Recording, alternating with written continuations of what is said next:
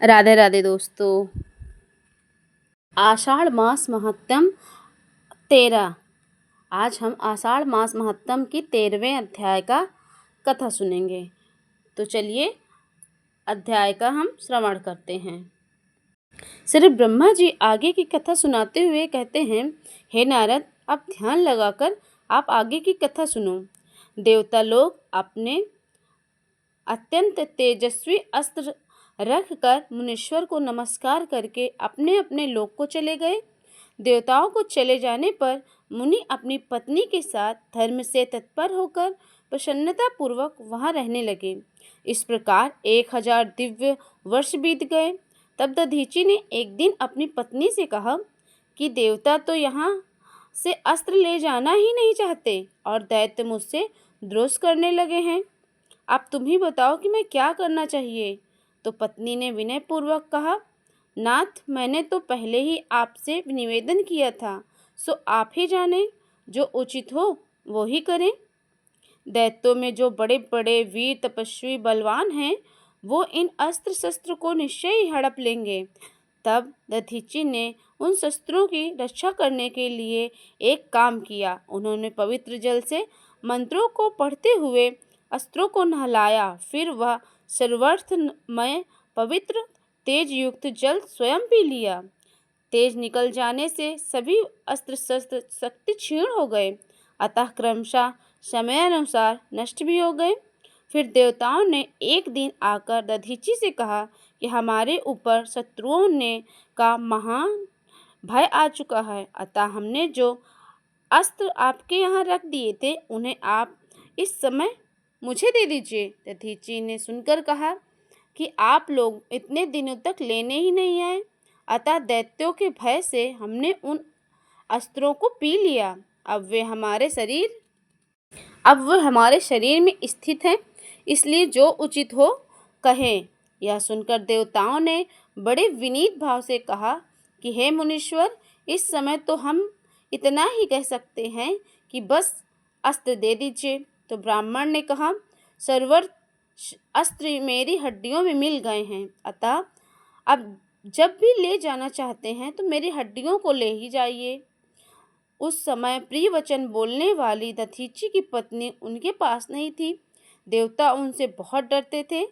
उन्हें सामने न देखकर दधीचि से बोले कि प्रियवर, जो कुछ भी करना हो वो शीघ्र करो। देवताओं की इस बात सुनकर दधीचि अपने प्राणों का परित्याग करते हुए कहा कि देवताओं, तुम सुखपूर्वक मेरा शरीर ले लो, मेरी हड्डियों से प्रसन्नता पूर्वक प्राप्त करो, देह से भला क्या काम है। ऐसा कहकर महर्षि दधीचि पद्मासन बांधकर बैठ गए। उनकी दृष्टि नासिका के अग्रभाग पर स्थिर हो गई। मुख पर प्रकाश और प्रसन्नता विराज रही थी। उन्होंने हृदय आकाश स्थित अग्नि सहित वायु को धीरे धीरे ऊपर की ओर उठा लेकर अप्रेम परम प्राप्त ब्रह्मा जी के स्वरूप से स्थापित कर दिया। इस प्रकार महात्मा दधीचि ने ब्रह्म सामंजस्य प्राप्त कर लिया। उनका यह शरीर निष्प्राण हो गया। यह देखकर देवताओं ने विश्वकर्मा से उतावले पूर्वक कहा कि विश्वकर्मा जी, अब आप अभी बहुत से अस्त्र शस्त्र बना डालिए। विश्वकर्मा ने कहा, देवताओं, ये ब्राह्मण का शरीर है, मैं इसका उपयोग भला कैसे करूं? केवल इनकी हड्डियां रह जाएंगी, तभी इनका अस्त्र का निर्माण करूंगा। तब देवताओं ने गायों से कहा, जो गायें महर्षि के दधीचि के आश्रम में विचरण करती थी, उन गायों से कहा, तुम्हारा मुख वज्र के समान किए देते हैं। तुम हमारे हित के लिए अस्त्र शस्त्र निर्माण करने के उद्देश्य से दधीचि के शरीर को क्षण भर में विदीर्ण कर डालो और शुद्ध हड्डियों को निकालकर हमें दे दो। देवताओं का आदेश पाकर गौओं ने वैसा ही किया। उन्होंने महर्षि दधीचि के शरीर को चाट चाट कर हड्डियां निकाल दी और देवता को दे दी। देवतागण बड़े उत्साह के साथ अपने लोक को चले गए और गौओं को भी अपने स्थान को लौट गई। फिर बहुत देर के बाद महर्षि दधीचि की पत्नी सुशीला पत्नी हाथ में जल में से भरा हुआ कलश लेकर फलों और फूलों से देवी पार्वती की वंदना पूजा करके अग्नि, पति तथा आश्रम की दर्शन की उत्सुकता से शीघ्रतापूर्वक पैर बढ़ाती हुई आई। उस समय उनके गर्भ में बालक आ गया था। आश्रम में पहुंचने पर जब उन्होंने अपने स्वामी को वहां नहीं देखा तो बड़े विस्मय से पढ़कर अग्नि से पूछा, बताओ अग्नि देव, मेरे पति देव कहाँ चले गए? तब अग्नि देव ने जो कुछ देखा वह सब हाल कह सुनाया। मृत्यु का दुखद समाचार सुनकर वे दुख और उद्वेग से पृथ्वी पर गिर पड़ी। उस समय अग्निदेव ने ही उन्हें धीरे धीरे आश्वासन दिया। गवस्तिनी बोली कि मैं देवताओं को श्राप देने में तो समर्थ नहीं हूँ, अतः स्वयं ही अग्नि में प्रवेश करूँगी। अब ऐसा जीवन रखकर भला मैं क्या करूँगी? क्या संसार में जो वस्तु उत्पन्न होती है वो सब नश्वर है, अतः उसके लिए शोक ही नहीं हूँ क्या?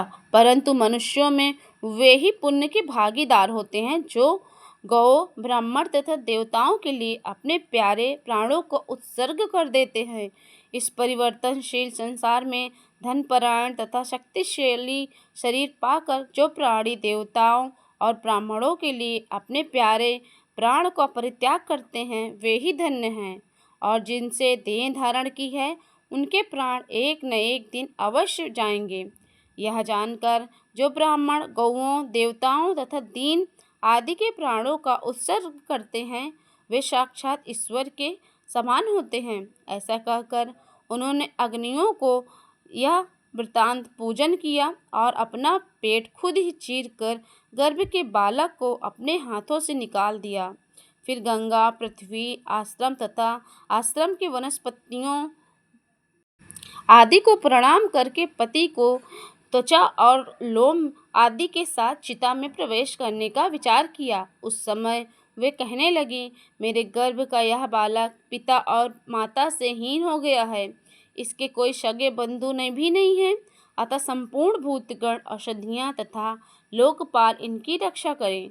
जो लोग माता पिता से हीन बालक को अपने औरस पुत्रों के समान भाव से देखते हैं और उनकी रक्षा करते हैं वे निश्चय ही ब्रह्मा आदि देवताओं के भी वंदनीय हैं। ऐसा कहकर महर्षि दधीचि की पत्नी ने बालक को पीपल के वृक्ष के पास रख दिया और स्वामी में चित्त लगाकर अग्नि को प्रणाम किया। फिर अग्नि की परिक्रमा करके यज्ञ पात्र के साथ ही अग्नि में प्रवेश कर गई और इस तरह उन्होंने भी अपने पति सहित दिव्य लोक को प्राप्त किया। उस समय आश्रम के वनवासी वृक्ष भी रोने लगे। पति थी और दधीचि ने अपने पुत्रों की भांति पालन किया था। मृग, पक्षी, वृक्ष, सरोवर रो रोकर एक दूसरे से कहने लगे, हम पिता दधीचि और माता प्रथिति के बिना जीवित नहीं रह सकते। जो लोग स्वर्गवासी माता पिता की संतानों को निरंतर स्वाभाविक स्नेह रखते हैं वे ही पुण्य आत्मा और कृतार्थ हैं। दधीचि और प्रथिति जिसे हमें जिस स्नेह पुण्य दृष्टि से देखा करते थे वैसे तो वो सगे माता पिता भी नहीं देखते रहते। हमें धिक्कार है, हम पापी हैं जो उनके दर्शन से वंचित हो गए। आज से हम सभी लोगों का यह निश्चय होना चाहिए कि यह बालक ही हम लोगों